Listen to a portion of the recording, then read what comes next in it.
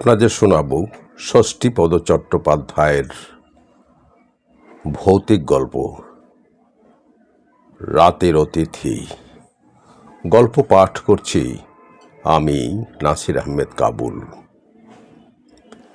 সেকালে যখন ট্রেন ছিল না, বাস ছিল না, তখন লোকে প্রাণের মায়া ত্যাগ করে দলবদ্ধ হয়ে পায়ে হেঁটে দূর দেশে যাত্রা করত। পথে চোর ডাকাতের নির্যাতনও ভোগ করত অনেকে, কেউ কেউ প্রাণ হারাত। তাই লোকে যতটা সম্ভব সাবধানতা অবলম্বন করেই পথ চলত। এই রকম একটি দল চলেছে তীর্থযাত্রায়। উদ্দেশ্য কাশীতে বিশ্বনাথ দর্শন করে মথুরা হয়ে বৃন্দাবন যাবে। এই দলটিতে গোলক নামে এক তরুণ ছিল। তার বাড়ি ছিল বর্ধমান জেলার মেমারি গ্রামে। সে অবশ্য সেখানে যাবে না, তার গন্তব্যস্থল হলো গয়া। গয়ায় গিয়ে গদাধরের পাদপদ্মে পিতৃপুরুষের উদ্দেশ্যে পিণ্ডদান করে ফিরে আসবে সে। এই দলের হয়ে সঙ্গে যেতে যেতে গোলক হঠাৎ অসুস্থ হয়ে পড়ল।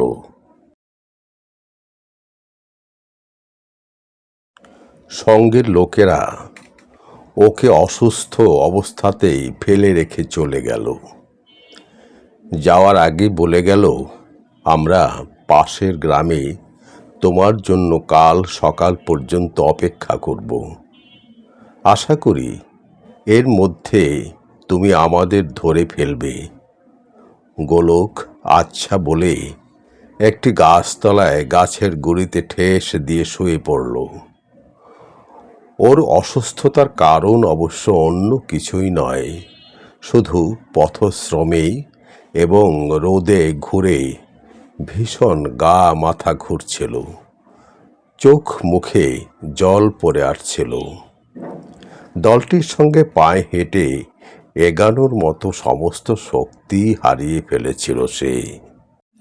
যাই হোক, ক্লান্ত অবসন্ন দেহে গাছতলায় শুয়ে পড়তেই গভীর ঘুমিয়ে পড়ল গোলক। ঘুম যখন ভাঙল তখন শরীরও সুস্থ হয়েছে। গোলক চোখ মেলে দেখল চারিদিকে শুধু বন জঙ্গল আর ঘন অন্ধকার। এই অন্ধকারেতে সারাটা রাত গাছতলায় পড়ে থাকা যায় না, তাই একটু নিরাপদ আশ্রয়ের জন্য এগোলো সে।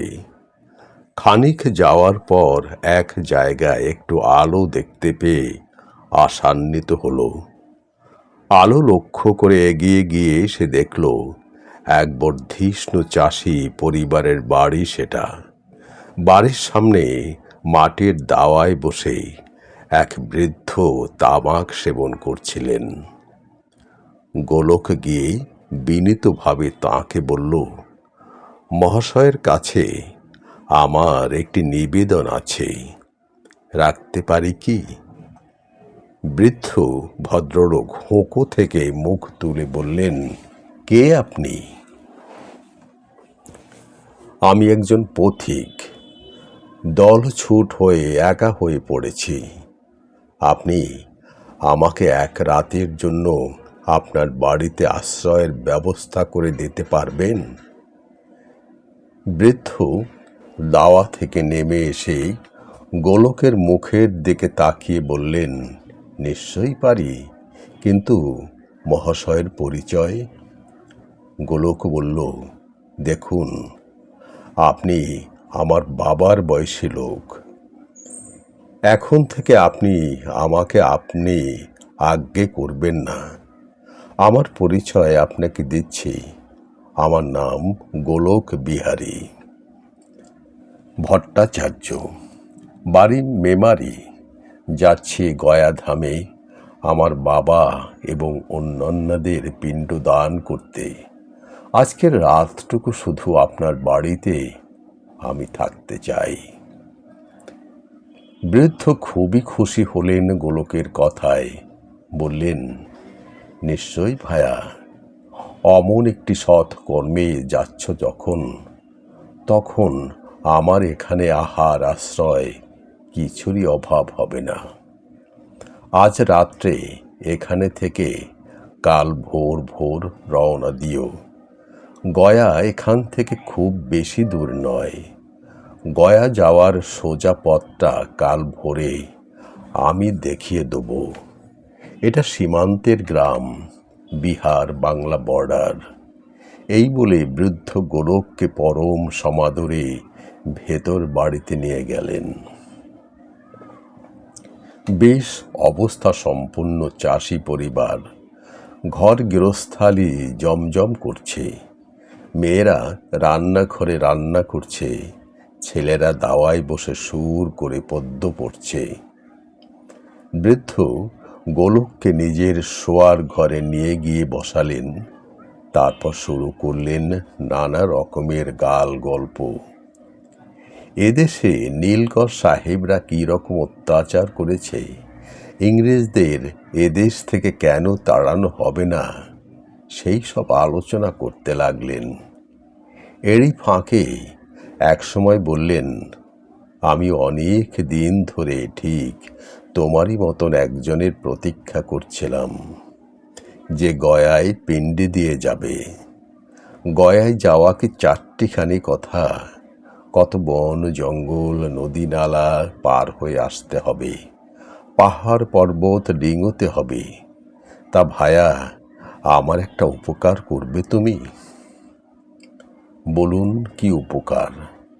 যদি আমার সাধ্যের মধ্যে হয় তাহলে নিশ্চয়ই করব।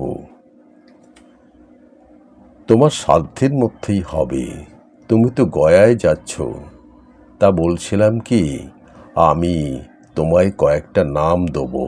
সেই নামে তুমি একটি করে পিণ্ডি দিয়ে আসবে। এটা যদি তুমি করতে পারো তাহলে তোমার কাছে আমি সত্যিই কৃতজ্ঞ থাকব। গোলক বলল, এ আর এমন কি কথা, নিশ্চয়ই দেব। আমি যে শুধু আমার বংশের লোকেদের জন্যই পিণ্ডদান করতে যাচ্ছি তা তো নয়। আমার চেনা জানা বহু লোকের নাম গোত্র লিখে নিয়ে যাচ্ছি। এক এক করে সবাইকে পিণ্ড দেব। তোমার ভালো হোক। তবে তুমি কিন্তু আমার অনুরোধটাও রক্ষা করবার চেষ্টা করো, কেমন? এ কথা আপনাকে আর দ্বিতীয়বার বলতে হবে না। আপনি এখনই একটা কাগজে কার কার নামে পিণ্ড দান হবে তা লিখে দিন। বৃদ্ধ তো আনন্দের আতিশয্যে ঘর থেকে বেরিয়ে গিয়ে জোর গলায় বলতে লাগলেন, শোনো শোনো, তোমাদের সবাইকে বলছি, আমাদের বাড়িতে আজ যিনি অতিথি হয়ে এসেছেন তার যেন কোনো রকম অসুবিধা না হয়। এখানে খুব ভালো করে এর পরিচর্যা এবং খাওয়া দাওয়ার ব্যবস্থা করো। ইনি গয়ায় যাচ্ছেন পিণ্ডি দিতে। আমাকে কথা দিয়েছেন, আমি যে যে নাম লিখে দেব উনি সেই নামেই একটি করে পিণ্ডি দিয়ে আসবেন। তাই নাকি? হ্যাঁ। বলার সঙ্গে সঙ্গেই বাড়ির শুদ্ধ লোক সবাই দরজার কাছে এসে হুমড়ি খেয়ে গোলককে দেখতে লাগলো। অতগুলো মানুষের জোড়া জোড়া চোখের সামনে খুবই অস্বস্তি হতে লাগলো গোলকের। বৃদ্ধ সেটা বুঝতে পেরে ধমক ধামক দিতে তাড়ালেন সবাইকে। বললেন, এ কি অসভ্যতা করছো তোমরা? উনি তো কথা দিয়েছেন আমাকে। অমন হুমড়ি খেয়ে পড়বার কি আছে? যাও, যে যার কাজে যাও। বলে সবাইকে হটিয়ে আবার খোশ গল্পে মেতে উঠলেন দুজনে। গোলক বলল, কই, নামগুলো লিখে দিন। দেবো ভায়া, দেবো বলেই তো কতদিন ধরে হাপিত্যেশ করে বসে আছি। আগে খাওয়া দাওয়া হোক, তারপর মাথা ঠান্ডা করে সব কিছু করা যাবে। এমন সময় এক গলা ঘোমটা দিয়ে সম্ভবত বৃদ্ধের পুত্রবধূ দোর গাড়ায় দোরগোড়া এসে বলল, ওনার ঠাঁই হয়ে গেছে বাবা, আসতে বলেন। বৃদ্ধ বললেন, হয়েছে? কোথায় দিলে? দালানে? হ্যাঁ। বৃদ্ধ গোলককে দালানে এনে বসালেন। সত্যিকারের ভদ্র পরিবার হলে যা হয়, সকলের সে কি সুমধুর আতিথেয়তা! ভাত, ডাল, ভাজা, মাছের কালিয়া, কোনো কিছুই বাদ নেই।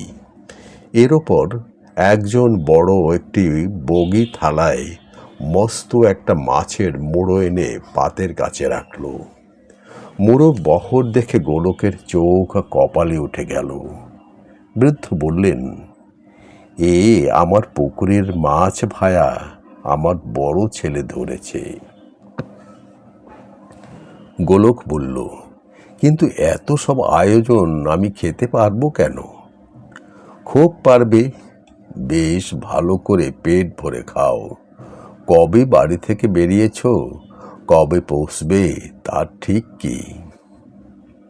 গোলক মাথা হেঁট করে খেয়ে যেতে লাগলো। বৃদ্ধ সেই অবসরে কাগজ কলম নিয়ে বসলেন। অনেক ভেবে চিনতে একটা নামের তালিকাও তৈরি করে ফেললেন।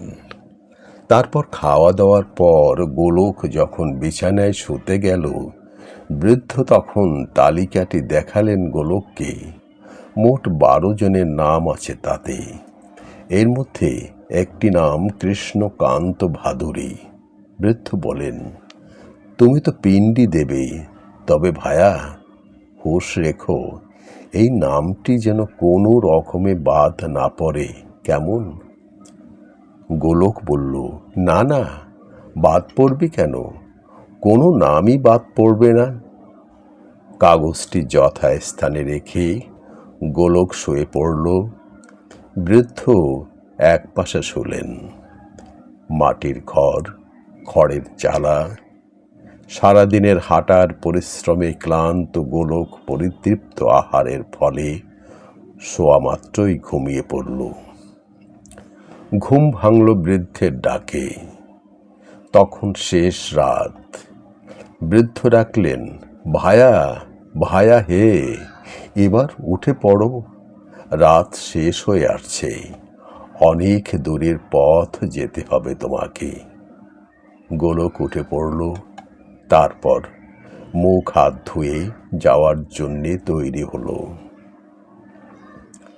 বৃদ্ধ বললেন, তাহলে ভায়া, যা বললাম মনে আছে তো? এই নামটা যেন কোনো রকমে বাদ না পড়ে, তবে তোমাকে দিয়েই আমি এমনি করে কাজ করাবো না। তুমি পিণ্ডি দিয়ে ফিরে এলে তোমাকে আমি যা দেবো তা তুমি কল্পনাও করতে পারবে না। কিন্তু ভায়া, একটি কথা, ওই কৃষ্ণকান্ত ভাদুরী যেন বাদ না যায়। গোলক বলল, আচ্ছা, একটা কথা জিজ্ঞেস করব আপনাকে। করো। আমি তো আপনাকে বারবার বলছি কোনো নামই বাদ পড়বে না, তা সত্ত্বেও আপনি বিশেষভাবে ওই নামটির উপরে জোর দিচ্ছেন কেন? বৃদ্ধ একটু চুপ করে থেকে বললেন, ওটা আমার নাম। গোলকের চোখ তখন কপালে উঠে গেছে। তার মানে? তাহলে তোমাকে সত্যি কথাটাই খুলে বলি। এই যে তুমি এখানে এসে যাদের দেখলে, এরা সবাই আমার পরিজন, কিন্তু এরা সবাই মৃত, এমনকি আমিও। কলেরার মড়কে সেবার গ্রাম উজাড় হয়ে যাওয়ায় আমরা সবাই মরে ভূত হয়ে গেছি। কাজেই তোমাকে আমার একান্ত অনুরোধ, তুমি গদাধরের পাদপদ্মে আমাদের নামে একটা করে পিণ্ডি দিয়ে এসো, তাহলে আমরা সবাই উদ্ধার হয়ে যাব।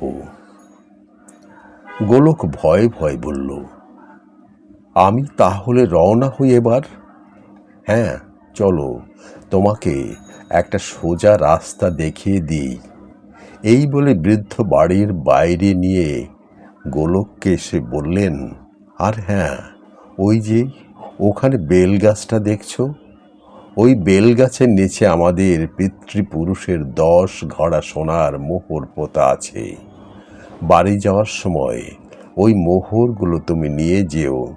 তবে একটা কথা, যদি দেখো এই বেলগাছটা শেকড় শুদ্ধ উপড়ে পড়েছে, তবে জানবে আমরা উদ্ধার হয়েছি এবং ওই মোহরে তুমি হাত দেবে। নচেত যদি দিন মানে আসো, আমার জন্যে সন্ধে পর্যন্ত অপেক্ষা করবে, কেমন? গোলক বলল, আচ্ছা, বলে বৃদ্ধের নির্দেশিত পথে রওনা হলো। বৃদ্ধ বললেন, এমনিতে গয়া এখান থেকে 7 দিনের পথ, তবে আমার প্রভাবে তুমি এই পথে গেলে কাল সকালেই পৌঁছে যাবে। গোলক সেই পথেই অগ্রসর হলো। যথানিয়মে গয়ায় গিয়ে নিষ্ঠার সঙ্গে সকলকেই পিণ্ডদান করল গোলক। বিশেষ করে বৃদ্ধের অনুরোধে তার পিণ্ডটাই ভালো করে দিল। তারপর মোহরের লোভে আবার এসে উপস্থিত হলো সেই স্থানে। তখন ভর্তি দুপুরবেলা। রাতের অন্ধকারে বৃদ্ধের যে বাড়িটি সে দেখেছিল, সেই বাড়িটি এখন দেখল ধ্বংসস্তূপ হয়ে পড়ে আছে। কিন্তু এই কি, বেলগাছ ও পড়ায়নি কেন? তাহলে কি ওরা উদ্ধার হয়নি? যাই হোক, বৃদ্ধের কথা মতো গোলক সন্ধে পর্যন্ত অপেক্ষা করতে লাগলো। সন্ধ্যের পরই বৃদ্ধের আবছা শরীর ফুটে উঠল সেই ভাঙা বাড়ির ভেতর থেকে। বৃদ্ধ বেরিয়ে এসে বললেন, তোমাকে ধন্যবাদ ভায়া, আমার বংশের সবাই উদ্ধার হয়ে গেছে, একমাত্র আমি ছাড়া। গোলক বলল, কেন? আপনার পিণ্ড তো আমি বেশ যত্ন করে খুব ভালোভাবে দিয়েছি।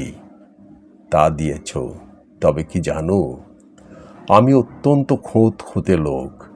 আমার পিণ্ডিটার উপর একটা চুল পড়েছিল, তাই আমি সেটা খেতে পারিনি। তোমাকে আমার জন্য আর একবার কষ্ট করে যেতে হবে লক্ষ্মী ভায়া আমার। গোলক বলল, বেশ, যাব।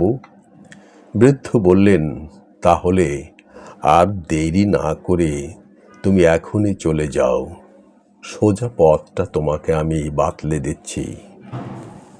বৃদ্ধের নির্দেশ মতো পথ ধরে সেই রাত্রেই আবার গয়ায় ফিরে এলো গোলক এবং রাতটা ধর্মশালায় কাটিয়ে পরদিন সকালে আবার বেশ ভালো করে পিণ্ডি দিল বৃদ্ধের নামে।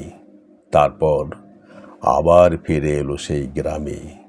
কিন্তু এ কি, বেলগাছ তো উপড়ায়নি, যেমনকার গাছ তেমনি আছে। গোলকের মনটা খুব খারাপ হয়ে গেল। তবু সে সন্ধে পর্যন্ত অপেক্ষা করতে লাগলো বৃদ্ধের বাড়িতে। সন্ধে উত্তীর্ণ হতেই বৃদ্ধের আবির্ভাব হলো। একটু যেন কুণ্ঠার সঙ্গেই বৃদ্ধ বললেন, না ভায়া, আমি আর উদ্ধার হলাম না। কেন, আমার কি আবার ত্রুটি হলো? না, এবারে হলো কি, অন্যান্য কিছু ভূত যারা আমার বন্ধু বান্ধবীর মতো এবং স্থানান্তরে ছিল, তারা কিভাবে যেন খবর পেয়ে এসে হাজির হলো আমার কাছে। তারা কিছুতেই আমাকে ছাড়ল না। সবাই এসে হাত পায়ে ধরতে লাগলো, বলল, আমি উদ্ধার হয়ে গেলে ওরা একেবারে অসহায় হয়ে পড়বে। তাই ওদের মুখ চেয়ে তুমি যখন পিণ্ডি দিচ্ছিলে, আমি তখন মুখে বট পাতা চাপা দিয়ে বসেছিলাম। যা, তাহলে তাহলে আর কি, আমি যেমনকার তেমনই রইলাম। তবে হ্যাঁ, তোমার সঙ্গে বেইমানি করব না। ওই বেলগাছটার গোড়ায় 10 ঘড়া মোহর পোঁতা আছে, ও সবই তুমি নিয়ে যাও। তা না হয় নেব, কিন্তু 10 ঘড়া মোহর আমি বইব কি করে, সে ভাবনা আমার। বলেই বৃদ্ধ 3 বার হাতে তালি দিলেন। তালি দেওয়ার সঙ্গে সঙ্গেই বিচ্ছিরি চেহারার কিছু ভূত এসে হাজির হলো সেখানে। বৃদ্ধ বললেন, ওই বেলগাছের নিচে 10 ঘড়া মোহর আছে, বার করো। ভূতেরা তাই করল। ওগুলো নিয়ে তোমাদের বর্ধমান জেলার মেমারি গ্রামে যেতে হবে, ওর বাড়িতে পৌঁছে দিতে হবে, এই তো? হ্যাঁ, যথাজ্ঞা। উনিও তাহলে আমাদের সঙ্গেই আসুন না কেন? বৃদ্ধ বললেন, খুব ভালো হয় তাহলে। তবে একটা কথা, উনি কিন্তু আমার অতিথি এবং আমার বিশেষ উপকার করেছেন। ওর যেন কোনো রকম অসুবিধা না হয় সেদিকে কিন্তু নজর রেখো। ভূতেরা বলল, সে আমরা জানি, ও বিষয়ে কিছু বলে দিতে হবে না আপনাকে। ওকে আমরা রাজার মর্যাদায় নিয়ে যাব। বৃদ্ধের কথা মতো ভূতেদের সাহায্যে গোলক 10 ঘড়া মোহর নিয়ে ঘরে ফিরল। সে এবং তার বাড়ির লোকেরা খুব চাপা বলে মোহরের কথা কেউ জানতে পারল না। অল্প দিনের মধ্যেই গোলক মস্ত বড়লোক হয়ে উঠল।